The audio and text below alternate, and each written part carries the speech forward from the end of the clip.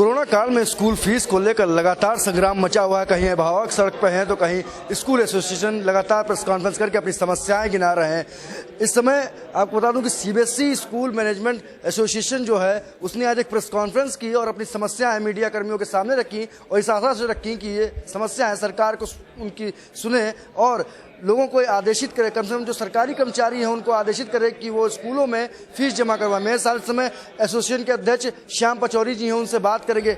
आज आप लोगों ने प्रेस कॉन्फ्रेंस करी और कई समस्याएं बताई स्कूल्स की।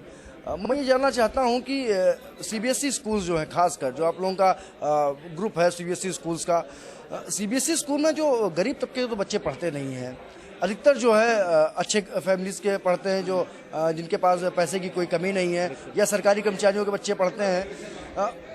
तब भी किस तरीके की दिक्कतें आ रही हैं आपको और क्यों आ रही हैं? सर, यही तो हम कहना चाहते हैं कि जो सक्षम अभिभावक हैं वो भी फीस हम लोगों को नहीं जमा कर रहे हैं। सरकारी कर्मचारी हैं, अच्छे बिजनेसमैन हैं। हमारे यहाँ ये आप लोगों के माध्यम पहले ही कहा जाता है कि हम लोगों के अच्छे ही परिवार बच्चे पढ़ते हैं, सारे बड़े बड़े अधिकारियों के बच्चे पढ़ते हैं, और हम तब भी हमारे यहाँ फीस अभी तक नहीं आ रही है। इसी बात के लिए हम आप लोगों के माध्यम से ये कहना चाहते हैं कि कम से कम अभिभावक, जो सक्षम अभिभावक हैं, वो तो फीस जमा करें, और जो नहीं दे सकते हैं उनके लिए भी हमारे पास व्यवस्था है कि वो हमारे पास आएँ, वो हमको एक अपना आवेदन करें कि मेरे साथ ये समस्याएं हैं, हम को इतना छूट भी दी जाए या मुझे इतना टाइम दे दिया जाए कि मैं इतने टाइम में फीस जमा कर दूंगा। तो हम लोग पूरी तरह से तैयार हैं, बस हमारे पास आए तो सही।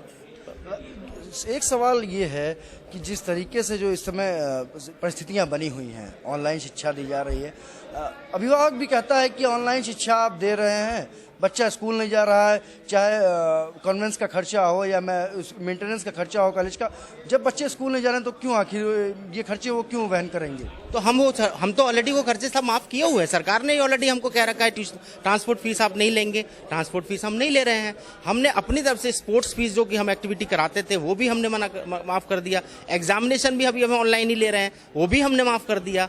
और हम तो केवल आज की डेट में शिक्षण शुल्क ही मांग रहे हैं ना, ओनली शिक्षण शुल्क, जो कि हमारा अध्यापक शिक्षा दे रहा है, बराबर दे रहा है और बहुत ज्यादा मेहनत से दे रहा है। ऑनलाइन शिक्षा चलाना बहुत आसान नहीं है। सरकार ने कह दिया, चाहे दिनेश शर्मा जी हों, उन्होंने कहा कि फीस जमा करनी पड़ेगी, उसके बाद भी अभिभावक फीस नहीं जमा कर। क्या लगता है कि कोरोना को जो है एक बहाना बना लिया गया है और जो सक्षम लोग हैं उन्होंने भी इसको बहाने के रूप में ले लिया है कि अब नहीं, अब फीस तो जमा करने से बच जाएंगे?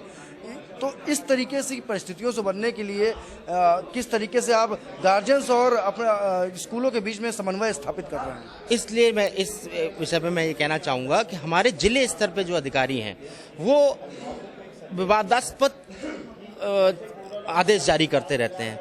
माननीय मुख्यमंत्री जी का स्पष्ट आदेश है कि फीस जमा करें। किस तरीके के विवादास्पद आदेश जारी करते हैं जिले के जो अधिकारी? जिले के अधिकारी जो विवादास्पद जारी करते हैं कि कोई भी फीस ना दे तब भी नाम नहीं काटेंगे। आप लोग नहीं काट रहे हैं हम लोग। उस तरह से जो गांव के या जो हमारे अभिभावक हैं उनके मन में ये भ्रम पैदा होता है कि सरकार इस चीज़ को, हमारी फीस को माफ़ कर देगी, लेकिन ऐसा नहीं है।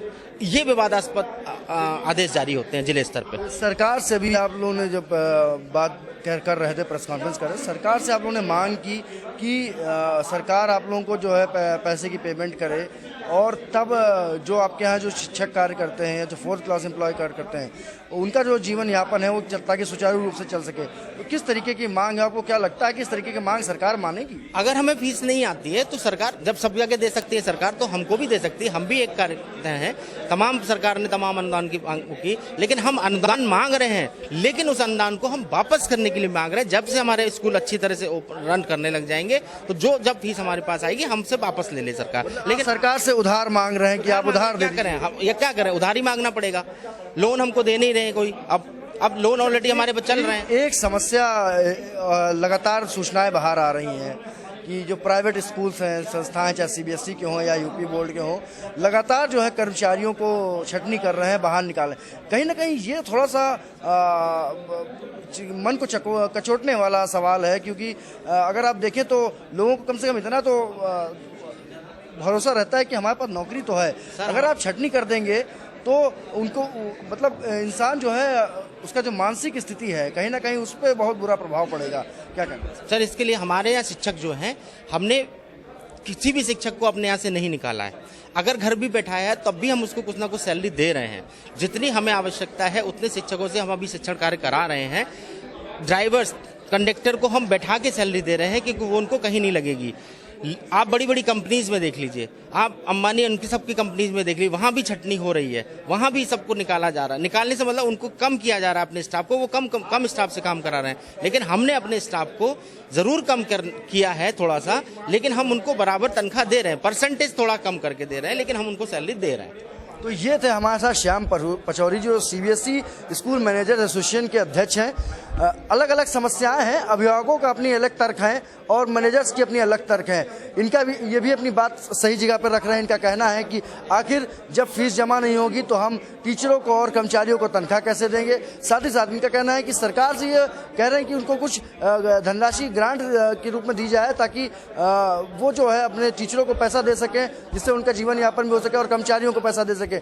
जाहिर है फीस की जो तकरार है अब एक नए मुहाने पे आ गई है, जहां एक तरफ अभिभावक परेशान है, वहीं दूसरी तरफ स्कूल मैनेजर्स भी खास इससे परेशान दिख रहे हैं। अब देखना ये होगा कि आने वाले समय में सरकार स्कूल मैनेजर्स और अभिभावकों के बीच में समन्वय कैसे स्थापित करती है और कैसे चीज़ों को सही वे में ले जाती है, ताकि जो आने वाला भविष्य है ना बच्चों की भविष्य दांव पे लगे और ना ही जो स्कूल्स हैं उनके ऊपर आर्थिक संकट की सुई तलवार लटकती रहे। राजधानी लखनऊ से कैमरा पर्सन दीपक के साथ मैं थर्वस्तोगी, एक्सपोज इंडिया के लिए।